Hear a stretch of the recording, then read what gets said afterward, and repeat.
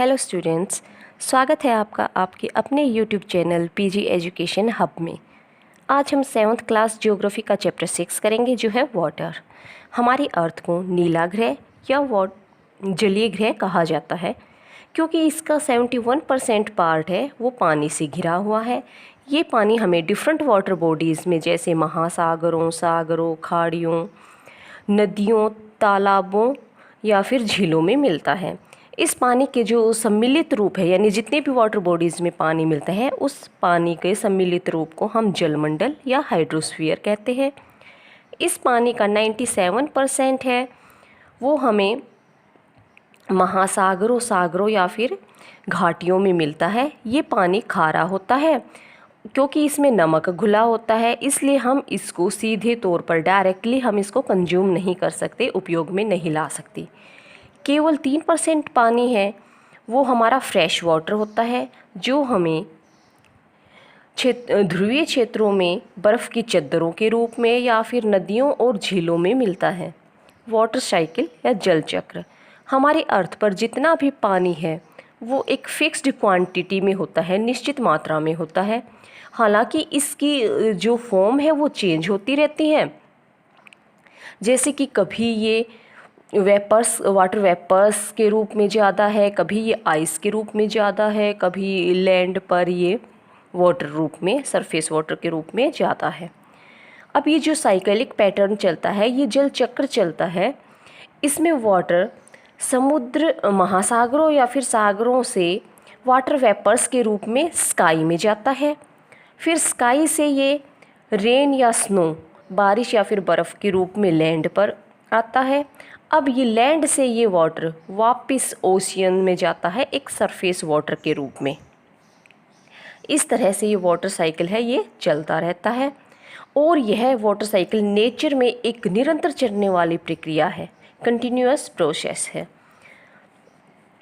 जब सन heat ocean water को गर्म करती है तो वो वेपोरेट होता है और वाटर वेपर्स में चेंज हो जाता है। ये वाटर वेपर्स जब गर्म हवा के साथ ऊपर उठते हैं तो ये ठंडे होते हैं। अब जब ये बहुत ज़्यादा ऊंचाई पर जाते हैं तो वाटर वेपर्स ठंडे होकर कंडेंस होते हैं और संघनित होते हैं और इस तरह से ये छोटी छोटी पानी की बूंदों के रूप में आ जाते हैं। जब ये पानी की बूंदें हवा में तैरती है तो ये बादल बनाती है और ये बादल एक स्थान से दूसरे स्थान पर ट्रैवल कर सकते हैं। जब ये पानी की बूंदें बड़ी हो जाती हैं और ज़्यादा बड़ी हो जाती है तो ये बड़ी बूंदें, हवा इन बड़ी बूंदों को अपने अंदर नहीं समाये रख पाती और ये बड़ी बूंदें बारिश के रूप में अर्थ पर आती हैं।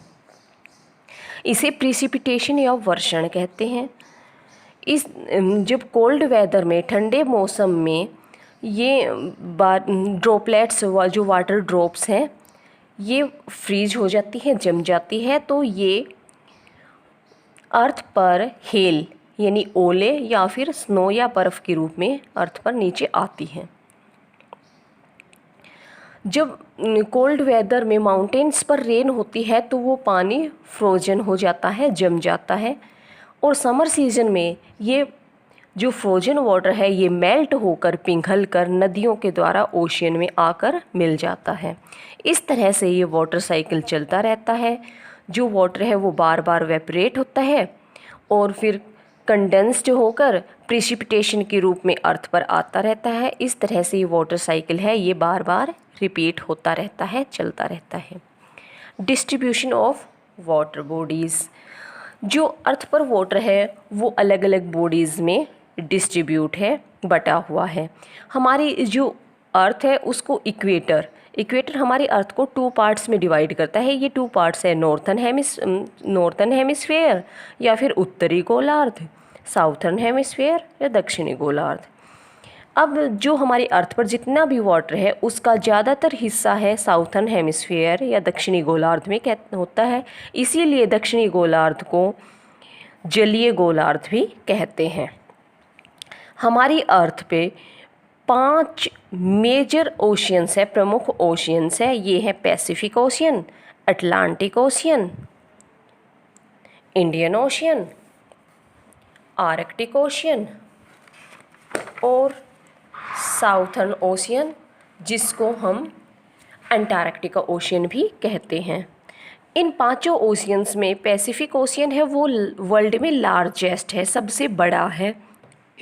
इन ओशियंस के अलावा हमारी अर्थ पर कुछ और वाटर बॉडीज भी हैं, जैसे सी और बेस। ये ओशियंस, सी और बेस, ये तीनों मिलकर 97% वाटर को कंज्यूम करती है, यानी कि इन तीनों में हमारी अर्थ का 97% वाटर है वो इन तीनों में है। इसके अलावा जो 3% वाटर बच गया वो अलग अलग वाटर बॉडीज में है, जैसे आइस कैप्स में है 2%, लेक्स और रिवर्स में है, झीलों और नदियों में है 0.0091%, ग्राउंड वाटर के रूप में है 0.70%, एटमॉस्फेयर में वाटर वेपर्स के रूप में है 0.002%, और अदर सोर्सेज हैं जैसे पॉन्ड्स हैं, स्प्रिंग है, इनमें 0.0889%। अब ये सारा मिलकर हमारा 3% वाटर हो गया, और जो बाकी का 97% है वो ओशियंस में और सीज में है। Salinity of ocean water. Salinity होता है खारापन, ओशियन वाटर का खारापन। Water in the ocean is not fit for human consumption. जो ओशियन वाटर है वो ह्यूमन कंजप्शन के लिए, यानी कि यूज़ करने के लिए फ़िट नहीं है, क्योंकि ये वाटर टेस्ट में खारा होता है और इसमें नमक घुला होता है और मिनरल्स घुले होते हैं। ज़्यादातर जो इस वाटर में होता है वो सोडियम क्लोराइड या सामान्य जो साधारण नमक है वो घुला रहता है। अगर एक एस्टिमेट से देखा जाए तो 1000 ग्राम वाटर में 35 ग्राम साल्ट घुला होता है। इस तरह से जो साल्ट की या जो सैलिनिटी की जो एवरेज है वो 35 ग्राम पर 1000 है। ये जो सैलिनिटी है ये हर जगह पर ओशियन में, एक ही ओशियन में ये जगह जगह पर अलग होती है, डिफरेंट होती है, वेरियस होती है। जो डेड सी है एशिया में, उसमें सबसे ज़्यादा सैलिनिटी है, यानी कि वो सबसे ज़्यादा खारी है। और प्राय जब हम इक्वेटर की तरफ आते हैं तो ये पानी का खारापन है ये कम होता जाता है, और जैसे हम पोल्स की तरफ जाते हैं तो वो खारापन बढ़ता जाता है। इसका जो मुख्य कारण है वो है रेनफॉल, क्योंकि इक्वेटोरियल रीजन में जो वो भूमध्य रेखीय क्षेत्र है वहाँ पर रेनफॉल ज़्यादा होता है, जिसके कारण यहाँ पर सैलिनिटी है वो कम मिलती है। अब है circulation of ocean water. Ocean water है वो कभी भी एक जगह पर स्थिर नहीं रहता, उसमें सर्कुलेशन चलता रहता है, वो वाटर मूव करता रहता है। अब इसकी मूवमेंट को 3 भागों में बांटा गया है, ये है वेव्स, टाइड्स और करंट्स, यानी लहरें, ज्वार भाटा और जलधारा। अब प्रश्न उठता है कि ओशियन वाटर है उसमें मूवमेंट या वह गतिशील क्यों रहता है, गतिविधि उसमें क्यों चलती रहती है। तो इस मूवमेंट के या गतिशीलता के कुछ कारण हैं। इसके जो 3 कारण हैं वो है, पहला है कि जो टेम्परेचर है वहाँ का उसमें डिफरेंस होता है। टेम्परेचर में डिफरेंस कैसे होता है कि वहाँ का टेम्परेचर, यानी कि अलग अलग जगह का टेम्परेचर अलग अलग होता है, जिसके कारण ये वाटर है ये मूव करता रहता है। दूसरा है वाटर की सैलिनिटी है, जो खारापन है उसके कारण भी ये वाटर मूव करता है। और तीसरा है वहाँ पर जो हवाएं चल रही हैं उनके कारण भी वाटर मूव करता है। एक और कारण है इसका ओशन वाटर के मूव करने का, वो है ओशन वाटर की जो डेंसिटी है या जो घनत्व है वो अलग अलग जगह पर अलग अलग होता है, इसके कारण भी ओशन वाटर है वो मूव करता है। अब वेव्स या लहरें, जब ओशियन के सरफेस पर कंटिन्यू वाटर में राइज और फॉल होता रहता है, यानी कि पानी जो सरफेस वाटर है ओशियन का वो ऊपर उठता है और नीचे आता है निरंतर रूप से, तो उसको लहरें कहते हैं। अब ये लहरें किस कारण से बनती है, तो इसका मुख्य कारण है हवा, यानी कि जैसे हवा चलती है तो लहरें बनती है। हवा उस सरफेस वाटर को पुश करती है, धकेलती है ऊपर की तरफ और फिर वो नीचे की तरफ आता है, जिससे लहरें बनती है। ये लहरें हवा की डायरेक्शन में ही ट्रैवल करती हैं, जाती हैं, और इनकी जो हाइट होती है वो भी हवा की इंटेंसिटी या तीव्रता पर डिपेंड करता है। जितनी तेज़ हवा बह रही है उतनी ही लहरें भी ऊंची होती हैं, उनकी हाइट ज़्यादा होती है। जब ओशन वाटर में अर्थक्वेक आता है तो बड़ी बड़ी लहरें उठती हैं। ये लहरें बहुत ही डिस्ट्रक्टिव होती हैं, विनाशकारी होती हैं। इस प्रकार की लहरों को सुनामी लहरें कहते हैं, सुनामी वेव्स कहते हैं। ये लहरें बहुत ही डिस्ट्रक्टिव होती है क्योंकि ये बहुत ही ज़्यादा इनकी स्पीड होती है और इनकी हाइट है वो लगभग 20 मीटर से 30 मीटर तक होती है। सुनामी एक जापानी भाषा का शब्द है जिसका अर्थ होता है विशाल लहरें।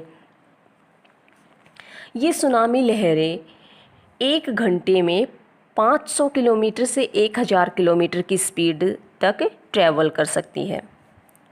जब ये लहरें शैलो वाटर में यानी कि छिलछिले पानी में, जिस पानी की गहराई कम हो, ऐसे पानी में ये प्रवेश करती है, आती है, तो इनकी स्पीड तो कम हो जाती है, डिक्रीज हो जाती है, लेकिन इनकी हाइट है वो बढ़ जाती है, जो बहुत ही खतरनाक होती है। सुनामी लहरें एक तरह से बड़ी वॉल क्रिएट करती हैं, एक ऊंची दीवार खड़ी करती है जो कोस्ट की तरफ या समुद्र के तट की तरफ बढ़ती जाती है। ये लहरें बहुत ही पावरफुल होती हैं और इनके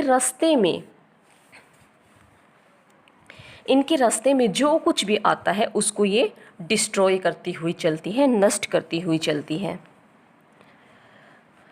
यहाँ तक कि जो बड़ी बड़ी जहाज़ें हैं वो भी सुनामी लहरों के द्वारा धकेल दी जाती है या फिर उलट दी जाती है, ओवरटर्न कर दी जाती है, उलट दी जाती हैं। इन लहरों के कारण बहुत ज़्यादा नुकसान होता है और यह नुकसान जीवन का भी हो सकता है या फिर प्रॉपर्टी या इंफ्रास्ट्रक्चर का भी हो सकता है। तो स्टूडेंट्स, इससे आगे का चैप्टर हम अपनी नेक्स्ट वीडियो में करेंगे। Okay, thank you.